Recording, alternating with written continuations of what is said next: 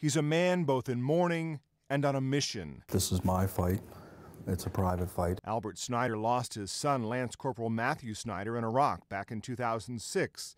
However, it wasn't until his son's funeral when things went from bad to worse.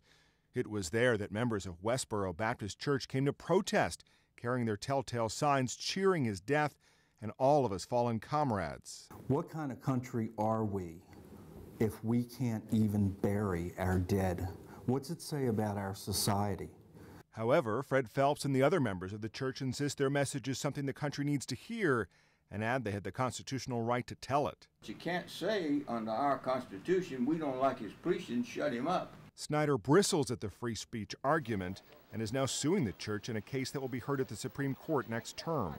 This is more than freedom of speech. This is like yelling fire in a crowded theater. Somebody's going to get hurt. So far, lower courts have split on the case.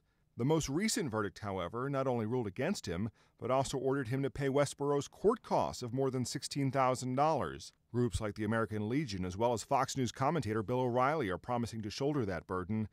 Plus, he's been getting unsolicited donations from random people.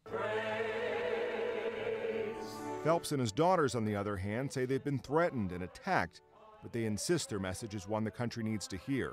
Dawned on us in full flower that this nation's destruction is imminent, that there's no turning back this coming awful event. They say the United States is doomed because it tolerates homosexuality, and the only way to save the country is for Congress to make it a capital crime.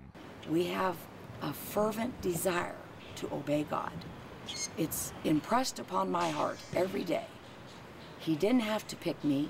Snyder contends the church didn't have to pick his son's funeral to protest at either. But church members say they go because that's where they can get the biggest media attention. Snyder calls that despicable. That's an insult. That's an insult to my son. It's an insult to me. It's an insult to every military man and woman fighting overseas right now. It's an insult to all the dead. Legal experts, though, warn the Supreme Court may add injury to that insult. They say it appears the protesters have the law on their side, and warn ruling against them could undermine the First Amendment. Matt Friedman, The Associated Press.